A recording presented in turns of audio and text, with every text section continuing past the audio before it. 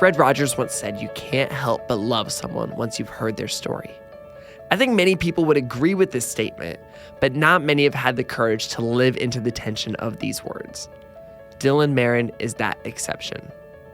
For those of you who don't know Dylan, one of the most important things to know is that he receives a lot of hate messages on the internet. A lot of them. He's no stranger to the underbelly of the internet that a lot of us try to forget exists. The long list of nasty YouTube comments, unforgiving Facebook posts, and tweets that we would all cringe to read out loud. We all know and have seen these in our daily social media feeds all too frequently. And now, more than ever, we are no strangers to seeing cruelty all over the web. As a writer, performer, and video maker whose work focuses mainly on social justice issues like race, sexuality, and privilege, Dylan has learned how to take hateful comments to his work online and turn them into productive conversations offline. A complicated and sometimes hilarious navigation of two strangers getting to know each other. In fact, you might have heard about Dylan's new podcast. It's called Conversations with People Who Hate Me, and it is exactly that. It is conversations with people who hate him. I have personally been intrigued and inspired by Dylan's work for a long time now, and because I'm someone who's grappled with this idea of how to respond to the internet hate that I receive, I was just eager to bring him on and learn from his story. I am Branden Harvey, and this is Sounds Good, the weekly podcast where we have conversations with inspiring people who are rejecting cynicism and using their lives to make an impact. I am really excited about this conversation, so let's just jump straight into it.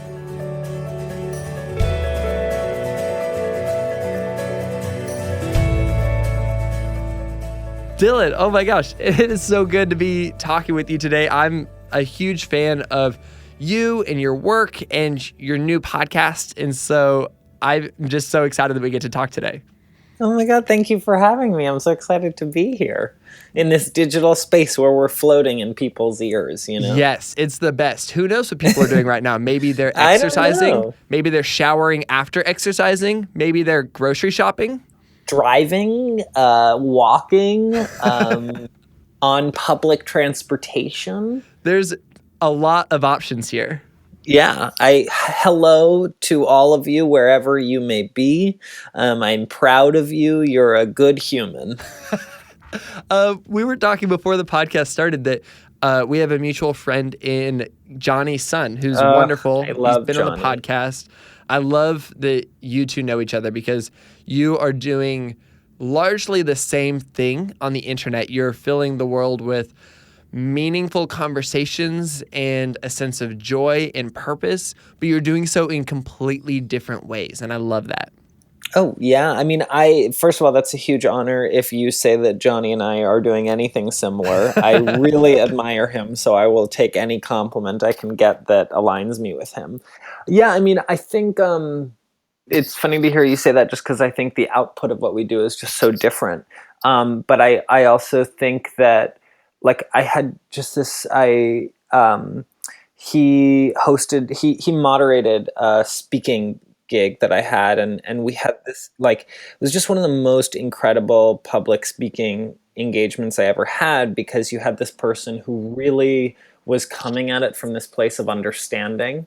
And I just think he is brilliant. I think Johnny is like truly a genius. And I love that the output, his work, is just so accessible and so it's not muddied with like intellectualism. It's like he filters his genius into making something really accessible for people to kind of consume. And I think that that's the depth of great art, is taking a really, really complex idea, and he understands things so deeply. And then he figures out a way to communicate that in a tweet with like 3 misspellings, or in a book with a drawing of an alien in 14 words. You know, it's unreal. Yeah, he's great at that. Man. Along those lines, you know, I want to jump back to when you first started creating things intentionally for public consumption. Like, you make social justice videos largely. That's a huge part of what you do, among other things. But do you remember the first social justice video that you ever made? Or, you know, if there's something else that preempted that, you know, what did that look like?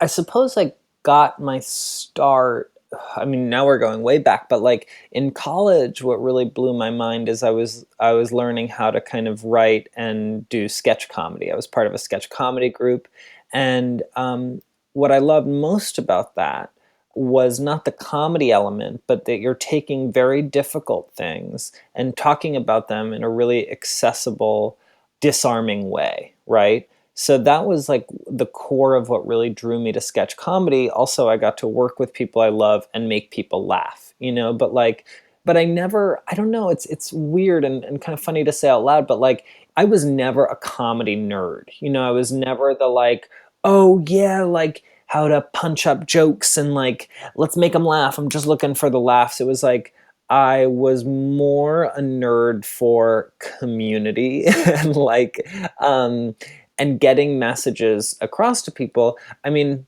also at the same time, like humor, meaning my own brand of humor, not like comedy with a capital C, was like a saving grace for me. That was like kind of sometimes what I cling to in a more insecure in my more insecure years in middle school and high school. So sketch comedy kind of blended those together, but sketch comedy, if we want to get like annoyingly intellectual about it, is like it's an abstraction of the world. And that's, I guess, essentially what literally all art is. It's an abstraction of the world, but it's super accessible, and you get to, take what hurts you and turn it into some really cool things. So I suppose the seed of sketch comedy and sketch follows me throughout all my work, even though it has like evolved into many different things, right? But when I first started doing public digital work was when I made a series called Every Single Word, and which is short for Every Single Word Spoken by a Person of Color, where I edited down popular Hollywood movies to only the words spoken by people of color. And this is such a good series and blog and video series. And some of these videos are literally 10 seconds long. Like they're so short. And some have no dialogue. Some it's truly like, the titles come up and then it ends. Like Into the Woods. Not a single person of color speaks or sings in that movie. But that grew out of a very painful thing, right? That was like, the fact was that my career felt like it was moving and starting to take off. I was on Welcome to Night Vale. I had just written and directed a play that was nominated for a Drama Desk Award, which is a respected theater award here in New York City. And it's kind of like the highest award you can hope for off-Broadway. And I was like, oh my God, you know what? I'm going to get an agent. So I was having all these meetings with agents, and they would tell me how talented I was, but how unlikely I was to get work. And I really didn't understand how those ideas fit together. What do you mean I'm talented, but then I won't get work? And then what I realized was, what they mean is these are agents. They mean no malice by it, but they are beholden to the ebbs and flows of the industry. And in the industry, there is much less on-camera work for people, quote unquote, like me, which means that there are so many more opportunities in the industry going to, straight white people. Now, of course, listeners in this show, the people we referred to earlier on who are somewhere in their magical day might be thinking, that's not true. There are gay people, and that's not true. There are Latino people. But, and you're right, that is true. But it's not fully representational, and the intersections of both of those communities are definitely not represented. And I say this frequently, but like the privilege of white representation in media is nuance. Jason Bateman can have a career alongside Jason Sudeikis, even though they're incredibly like similar on the forefront, because they have the privilege of showing the fact that they are like nuanced people who are different, right? But there's this other thing in media where if there is one other brown person, you're like, well, we've already got our brown person, so no more brown people, right? And it's like, that is what makes you you. Yeah, you don't get to be anything more than that. You don't get the nuance. Right. And or like, oh, well, we already have a queer person, so we have that, experience covered. We don't need another. The list. Exactly. So that is what you are, right? Like you are beholden to your identities. And I wanted to kind of filter all of this anger, confusion, disappointment into something more accessible. I could have made, a direct to camera video rant of me talking about these issues, even pre-written, making them really smart and concise. But it's like, how do you show and not tell? How do you abstract this hurt and pain that you're feeling and put it into something that people can consume? And, the one comment I got so many times about every single word is that people were telling me how hilarious these videos were. Like, they're so funny. It's so funny that you like start a movie Into the Woods, you start hearing the chorus sing Into the Woods, and then boom, it's out, right?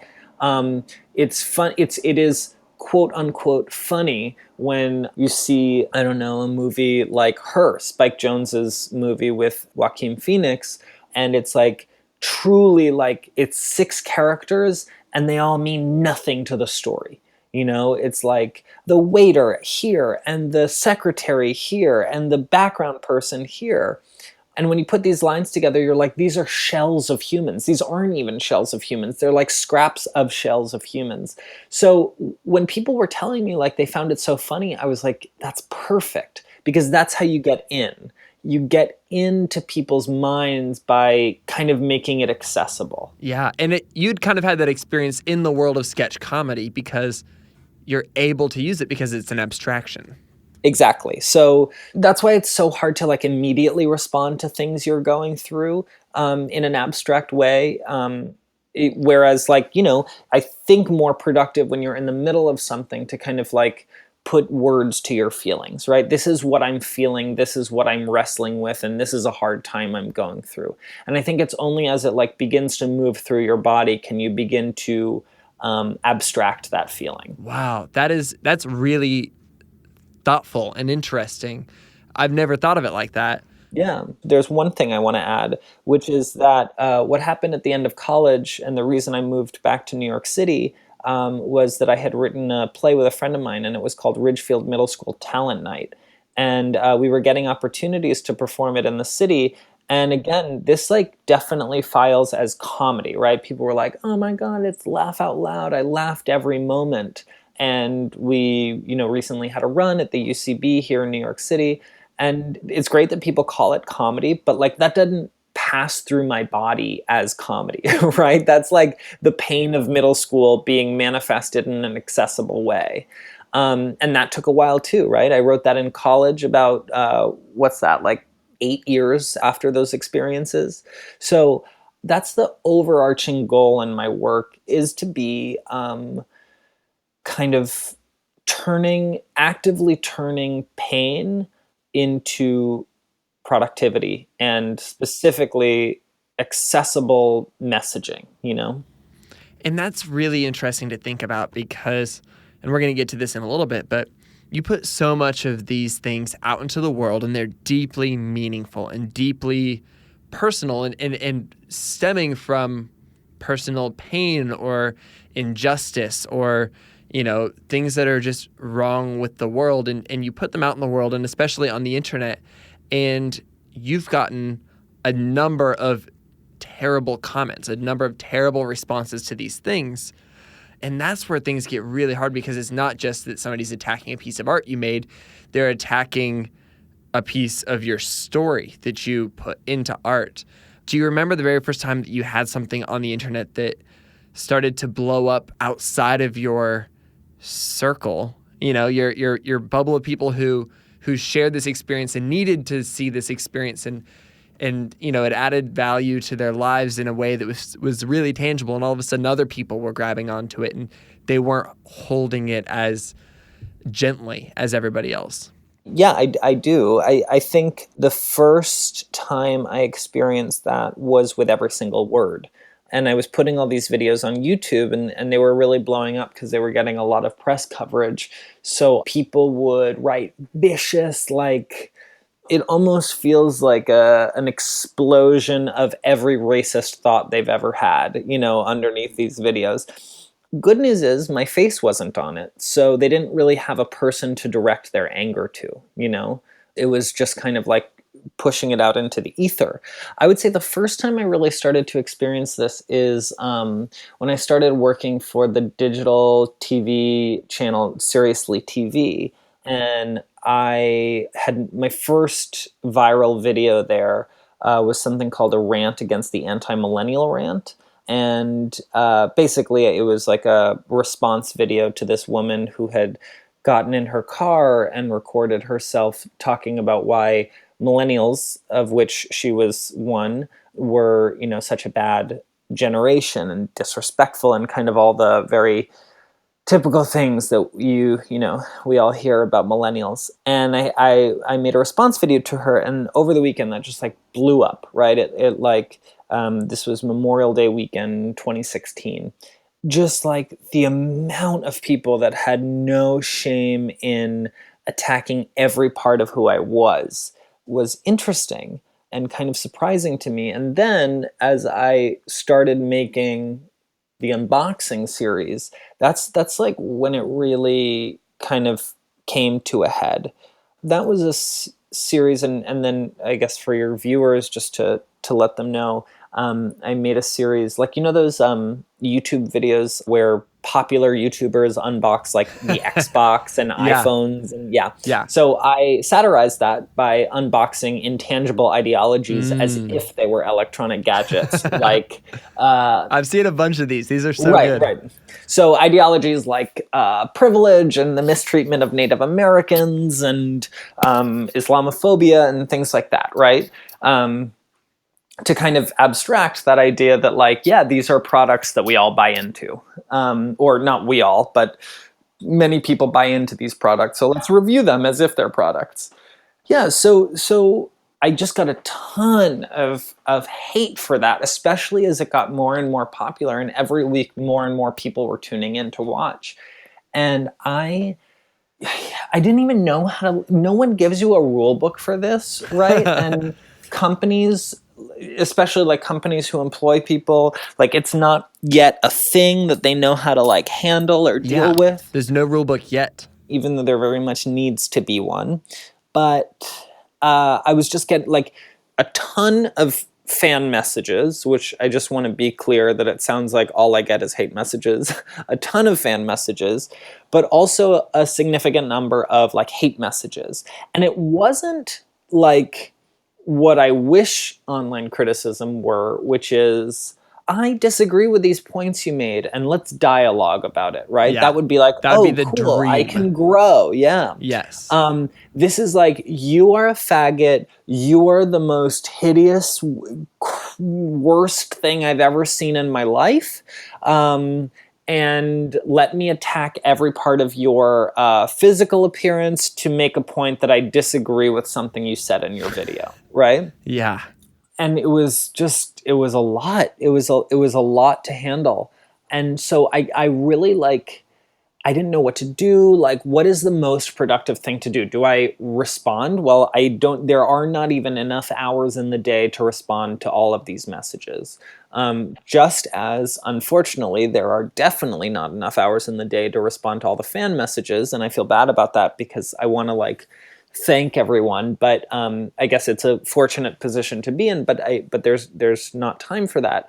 So it's like, okay, this is a reality that is happening in my inbox, but it's also a reality that's happening in comment sections around the internet, How do I turn this into something else? I do not want to engage in this, like, let me repost this, publicly shame you, and rip you apart for what you said, Just because, whereas I very much understand why people do that, I don't think it's productive. Yeah, right? It doesn't solve the problem. It makes you feel better for sure, and you can't discount that. But maybe it makes you feel better. I'm not really fully sure about that.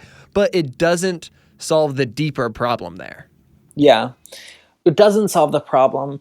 I also don't want to like police people on how they deal with the trauma of getting hate mail. Like, I think I'm not in a position to do that. So, but I am in a position to say what I want to do with it, which is that I believe that it is great for retweets to troll someone who trolled you, but are they going to change because of that, you know? Or are they going to listen? Or are you going to listen? Or what is your goal, you know? So I guess I wanted to carve out a space in the internet where we were actually having nuanced conversations. And this is what led to creating conversations with people who hate me. And I really want to talk about this. I love this because I remember seeing the trailer for your show, Conversations with People Who Hate Me, and I was immediately sold. I loved it. It was so engaging and thought-provoking, and it made me wonder, you know, what would that be like? And I've been fortunate enough to listen to a few of your episodes that haven't come out yet, and so I'm a little bit ahead, which makes me feel really awesome. And I have been so hooked. It is so good. The conversations you're having are not just interesting and not just, I don't know, it kind of makes me cringe thinking about myself doing that, but they're also, I don't know if the right word is heartwarming, you know, but it's like there's, at least the episodes I've heard so far, there's a sense of connection that happens that I think it's really beautiful. And you specifically talk about this idea of taking hateful comments on the internet and turning them into productive conversations offline. And I love that idea of going from something that is like one-way negativity to productive two-way conversations. And so let's dive into this a little bit further. Before we get into the actual like show, I do want to talk about what your strategy with dealing with hateful comments before you even like think about having a conversation on your show, what that looks like, because I personally get a good amount of hateful comments. Nowhere near where other people, yourself probably included, get. But, you know, I've got a video going around about me right now it's a wonderful, really kind video made by like a really cool production crew about me and some recent projects I've been working on. But it ended up getting, you know, I think it's like 8 million views at this point. And the comments are pretty rough. There's, of course, some really amazing comments, but there's some rough ones. And so I, for years, have been just trying to figure out how to find this balance, because generally I try to just not read the comments because they can take up so much space in your head. You know, they naturally just scientifically are going to like hold on to so much more real estate that is not even worth letting them in, because then I've got to deal with kicking them out. But when I do, I try to dismiss kind of the negative comments as people that are just outside of my reach. There's nothing I can do about them. But sometimes I try to engage, and I choose to engage. And sometimes it's a really meaningful experience, and sometimes it goes nowhere or things get worse. But so I would love to dive into your strategy when you get comments. You know, the first thing is, do you read the comments when they show up? Great question. I do. Well, I used to. I used to read the comments, and you put it so well. They take up so much real estate in your brain and take so much energy to kick them out.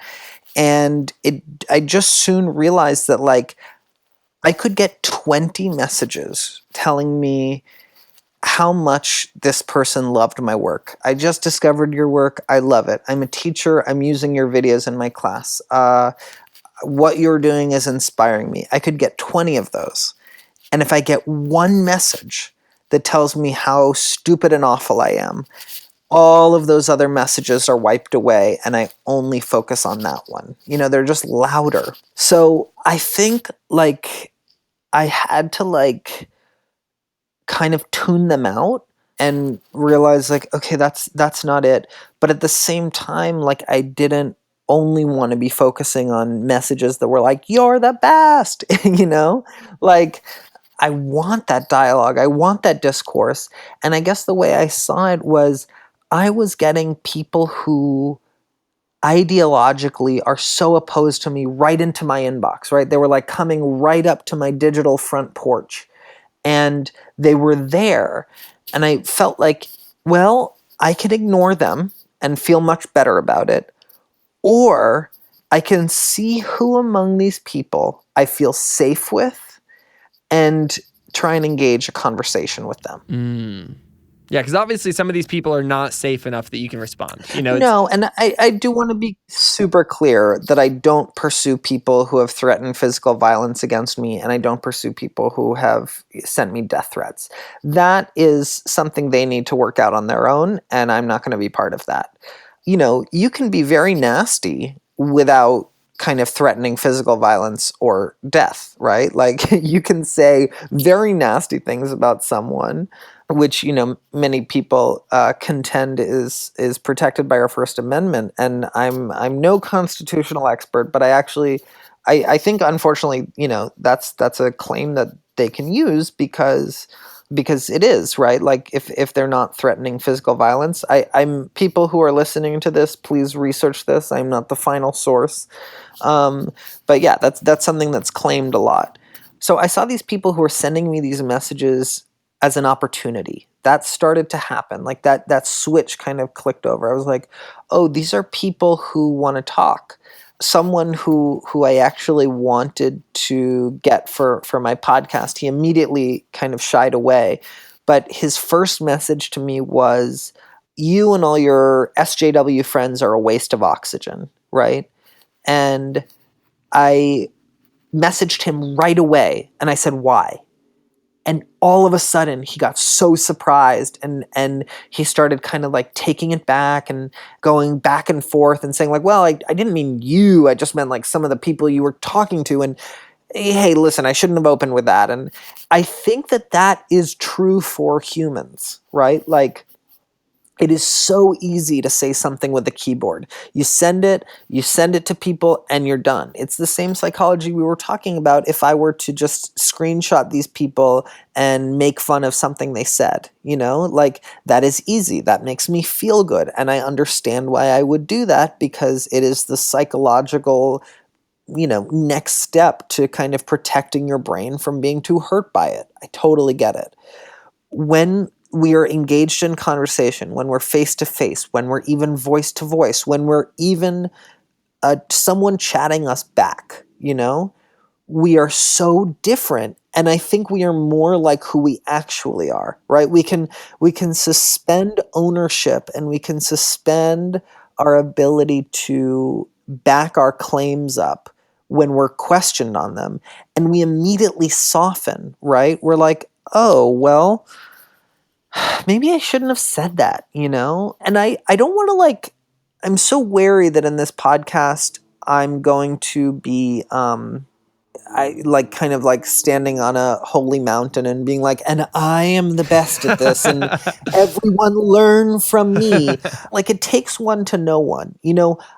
I know that it's easier to make a barb about someone than it is to talk to someone about it. And I think I've, kind of been very careful to not do this online. But I do it in person, like when I was younger, like you say things about other people that you would never say to their face. And if they were in the room, you wouldn't say them. And that's like something I'm not proud of, but it's a reality that I can't ignore. The psychology of the internet is the same thing. All of my guests don't think that I would read or see what they wrote about me. Yeah, there's a real human on the other side of that interaction. Exactly. So like, I just feel like it's so interesting to take these very funny ends to the conversation and then turn it into a conversation. People are kind of taken aback by it. Yeah, let's talk about this. So when you start each conversation, what are you trying to do and what are you not trying to do? I know that you said that this is not a debate. You're not trying to win an argument, and you're also not trying to shut people down. What else are you being intentional about doing and not doing? So the intention is simply to start a conversation, right? And that conversation starts with me asking, why did you send that? That is basically like, all right, once you plant the seed, where does it grow? Where does the conversation go? How does it evolve? My goal, I would be very misguided if I thought in 30 minutes, or in however long I talk to these people, if in the course of the conversation I am going to radically undo decades of their thinking about the world, I'm flattering myself. And I am ignoring the reality of what time is, you know? But if I just say like, all right, I just want to hear their story. I want to hear why they think this and I want to hear why they sent it. And if they're down, I want to tell them about me and why I think the way I do. I don't think when I hang up the phone, they have different beliefs. I do think when they hang up the phone, they're like, "Oh, a human read what I wrote just now," you know. A human read what I wrote, and I didn't think they were going to read it. But I don't mean to say that I'm like I am mightier and I am educating them. No, it's like I'm a person too, and I'm just like a person who makes videos on the internet and I'm a writer, performer, and I share my beliefs through my work. So people, have feelings about that. So, and what I don't want it to be is I don't want it to be a debate. I don't want it to be a shutting down. I don't want it to be a space where they feel unsafe or they feel that they're being misrepresented. I work very painstakingly hard to make sure that first they know that I'm not going to set them up in a trap. And many people who I pursued for this podcast, many were immediately interested. And then a few days later told me, actually, I've thought about it and I think this is an elaborate setup and you're going to trap me. And sometimes they would block me before I had the ability to be like, hey, do you want to just wait to hear the first episode so I can prove to you that that's not what this is? Yeah. How do you communicate that when you first reach out to somebody? How do you even like pitch the idea? It's so hard. I mean, I just tell them, especially before the podcast started, like, hey, I'm starting an interview series where I speak with people who wrote me messages like these. Would you be interested in being part of it? I'm so thankful that the podcast is out now because I have to do so much less of the work of convincing them that this is not a trap, But what I always offered them is like I said, well, we can have an off the record phone call for before and we can talk as long as you want. I can be on the phone for 4 hours with you and you can kind of ask me over and over again why I'm doing this project, why we're talking, so you can hear in my voice that I'm not like setting you up, right? And then some people take that opportunity. There was this one guy who I was on the phone with for 2 hours. We had an incredible conversation. He seemed super excited to do it. And then I think he got scared and he blocked me on Facebook because he no longer, and we had scheduled a time to talk together and he pulled out at the last minute. And it's like, oh, that's all right. I also think people are very scared when they have to be accountable for things they wrote. So I think there's that too. I would feel exactly the same way. Yeah, like to be fair, like, and it's interesting, like I'm developing such a respect for my guests. I mean, I respect them naturally because they're human beings, but I mean like when I see all of the people who I reach out to and I'm like, hey, you posted this very nasty public thing about me. Do you want to talk about it on my podcast, which is also public? And they're like, no, I don't want to. And it's like, well, you shouldn't have written that, like, so what that has done is that I have this weird respect for the people who are like, yeah, I wrote it and I'm willing to talk to you about it. Yeah, I'm willing to own up to a nasty thing I wrote and be a big person by being like, either I'm sorry or I'm sorry that I worded it that way, but I still feel that way. Like that's a fascinating thing that happens in almost every call. I stand by the core of the sentiment. I don't stand by the way I said it. And it's like that I also love because you're like, oh, I'm glad you still believe that. Now we can have a conversation about why you believe that and how we might be different, how we might see the world differently. But at the same time, like that's a person I will always admire. A person who's like, listen, I messed up and I'm sorry. But also let me kind of stand true to who I am. Do I also like have an immense amount of love and respect for the people who are like, you are actually making me see things a little differently. So thank you for considering this. Yeah, of course, I have great respect for them. But just seeing the people who don't want to take ownership for the things they wrote publicly, there was one person who like very publicly just decided to really just drag me. And it's someone who I share mutual friends with.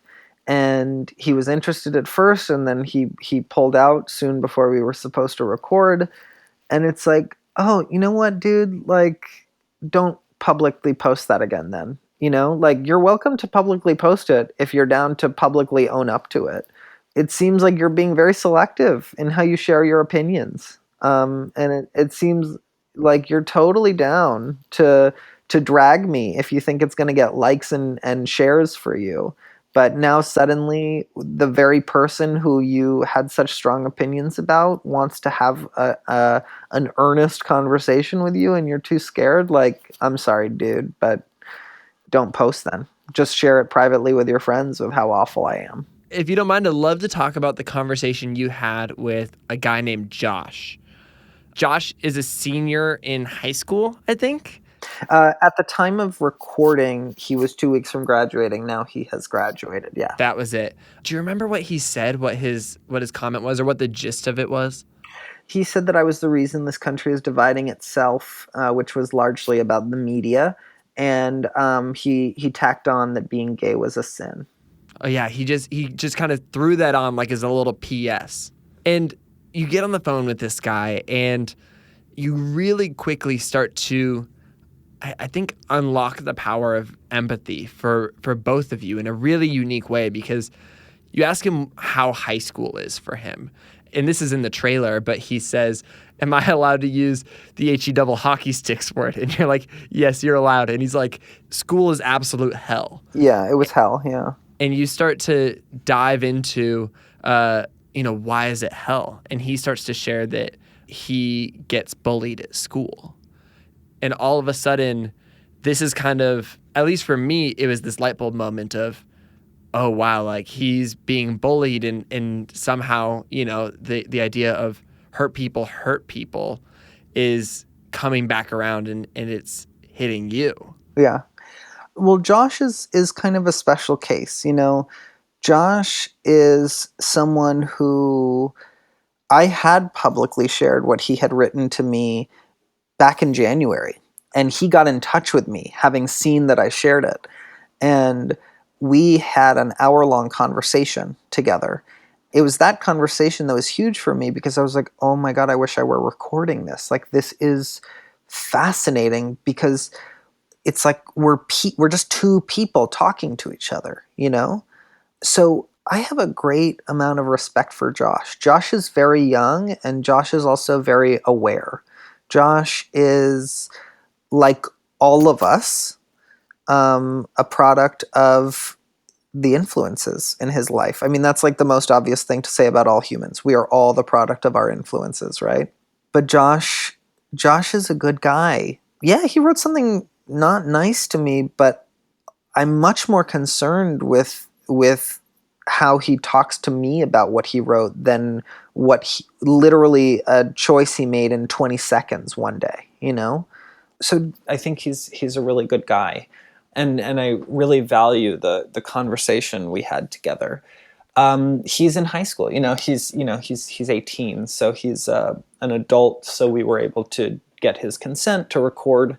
But a conversation like the one I had with Josh is like the reason I'm doing this show.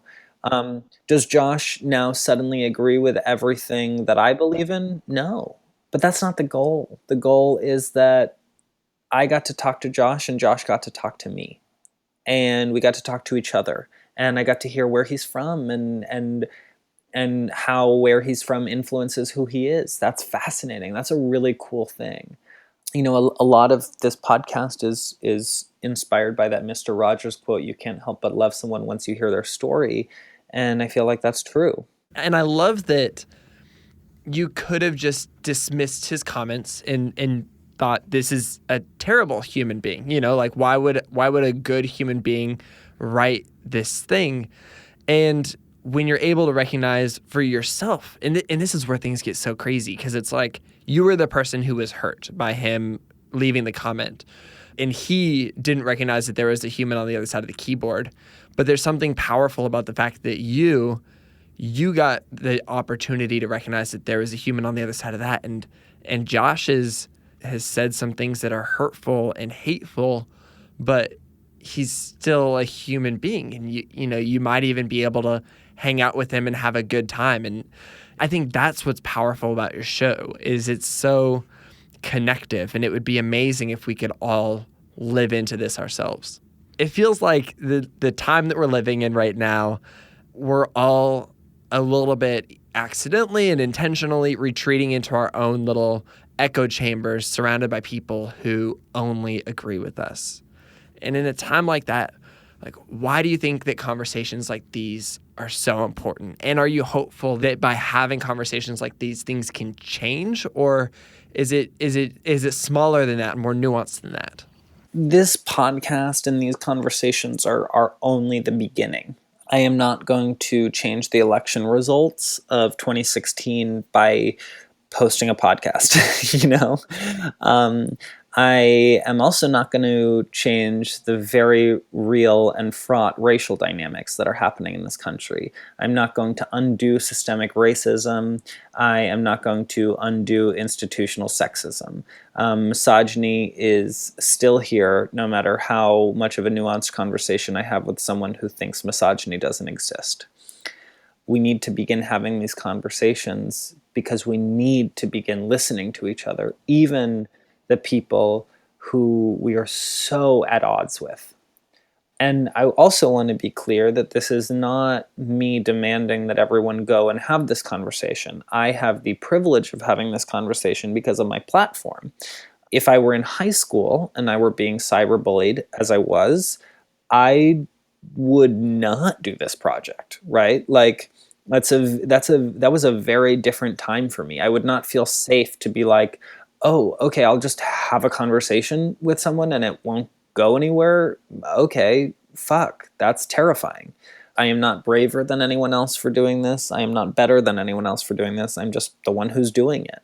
And I also, just to be clear, I don't think I'm the only one who is having difficult conversations. I'm the one who's doing it on, as a show. And my goal is to grow this show so that it's beyond just me, but that I'm including other voices in it. I really believe that we got to this political point in history by millions of people ending conversations with, well, I don't want to get political, right? Because we are so averse to having difficult conversations about politics. We're like, oh, well, let's just keep it nice and fun and let's not get into politics. And it's like, yeah, but that's what got us here, right? What got us here is actually we don't know how to talk to people who have any kind of different views than us. And we do, and what we call those kinds of conversations are debates. And it's like, well, this is a kind of radical idea. What if we don't debate? And also, what if that doesn't mean that you're agreeing with them? Like, I'm trying to kind of do a lot with this podcast, but that's the core of what I'm trying to do. I think that's really beautiful. How are you doing emotionally in the midst of all of these sometimes intense and personal conversations?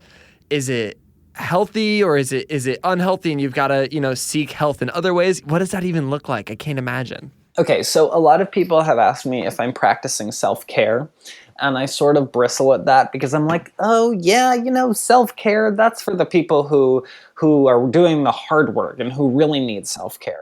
That's not for me. And then I'm like, oh, well, why do I have an anxiety attack like hours after all of these conversations, right? And I don't want to suggest I have an anxiety attack because of my guests. What I'm saying is that the conversation itself is the least stressful part. I have them on the phone and it's a human talking to a human. I truly enjoy that part, right? The anxiety-inducing part of it, the overwhelming part is everything outside of it. Are these people impulsively agreeing to be on this show? And can I take the time to explain to them, I don't want, the internet is a place where a lot of people will have opinions about you, even if it's just your voice. I take big efforts to make sure that they are as anonymous as they want to be. They can blur, up to distorting their voice, right? They can distort their voice if they want. They can choose a name that isn't their name. And they can talk to me on the phone as long as they want before to make sure that I'm for real about this. I want to respect my guests, but I also want to respect the issues I'm talking about. If I'm talking about something like Black Lives Matter, a movement to which I am an ally, am I saying it right? Am I affirming that I'm not a Black person. I'm speaking as an ally. I'm only speaking as me. I cannot speak for a movement. This is, I'm walking that tightrope of, I don't want to give a platform to hate, but I know I want to broadcast these difficult conversations. Yeah, it's like, that is kind of what like is making me not sleep. It's a lot of weight on your shoulders. Exactly. I mean, I'm working with a really amazing team. Welcome to Night Vale is producing this, and they have been very supportive, but part of being very supportive is being like, we totally trust you, make what you want out of this. I'm working with an amazing executive producer. Her name is Christy Gressman, and she has been, just a godsend in terms of, dealing with all of the other complicated things that come with making a podcast that you know well. But there's just so much to think about. So I definitely think that when this season is over, I'm going to take a nice long break and kind of lie in bed and stare at the ceiling for days, weeks, months. But it's a challenge.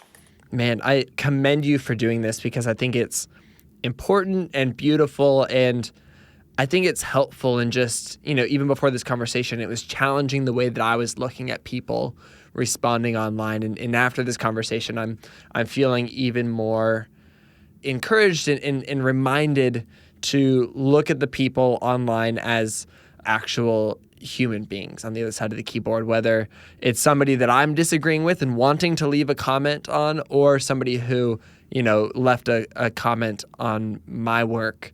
And so as we leave this conversation, as we wrap up, I want to ask, in this time that feels divisive, how can people create a sense of empathy and connection and break down this stigma of the other? Whether they've got 1 million followers or whether they're just, going home for the holidays to visit their family.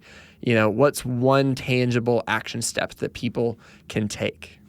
I think sometimes it's as simple as just remembering that there's a person on the other side of the screen. That's the first step, right? But the second step, if you want to kind of try this at home, is I would say sit down with someone and agree that you will both acknowledge that the other person is a human, right? Just that, human, just human, right? Because sometimes the people who have very different views from you have views that actually go against your existence, That's a very complicated thing. And I would say just acknowledge that you're human. You don't have to have the most epic conversation, and do not think that you are going to convince the other person of the other side. It's just as simple as listening, right?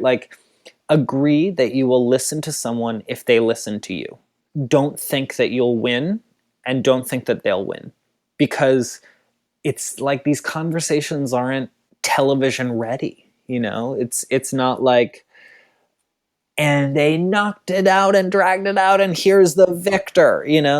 It's kind of weird and messy and doesn't totally have an end, and the end is decades later when someone is like, what, that conversation radically changed me. But you don't get that 45 minutes after picking up the phone. You don't get that 45 minutes after sitting down with your uncle or your cousin or your parent, or your kid.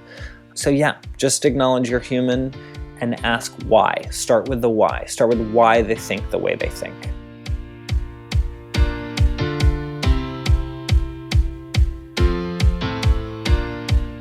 Wow, I hope that you are feeling what I'm feeling right now. Inspired to have hard conversations with people who think differently than I do. I just love this idea that Dylan is so passionate about. Taking hateful conversations online and turning them into productive conversations offline. I feel we could all benefit from taking something that is so negative and turning it into a healthy two-way conversation. For me, Dylan's conversation emphasizes the very real hurt that hurt people. It also reminds me that it doesn't have to stay there. Hurt and pain can turn into productivity, perhaps even more so with tools like empathy, connection, and even comedy. We all know that it's hard and can be wildly painful. But when you look at the way that Dylan is seeing the hate we see in the world as an opportunity to grow, you can't help but try to do the same. If If you're curious about Dylan's work or resonated with his story, you should absolutely follow him on Twitter and Instagram. But most importantly, you have to check out his podcast, Conversations with People Who Hate Me, that is already a few episodes deep. I have not done my job effectively to date. If you're not convinced that this is something you need to subscribe to immediately on Apple Podcasts once you finish this episode today. It's seriously so good. If you're new to our show, Sounds Good, we would love for you to stick around. You'd also totally love my conversations with Leah Nobel, she's a musician, and Frank Warren, the creator of Post Secret, one of the most popular blogs ever created. Both of their work revolves largely around the ideas of empathy, and I think that if you liked this episode, you'll really connect with these ones as well. This podcast is created by me, Branden Harvey, as a part of Good, Good, Good.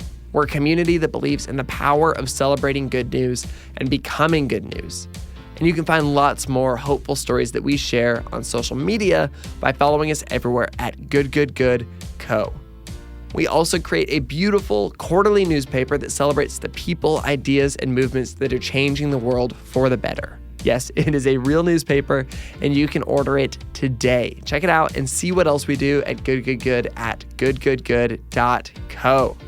And on that note, that is a wrap for this week's podcast. Go out and do some good this week, and we'll be back next week with another inspiring conversation from an incredible person. Sound good?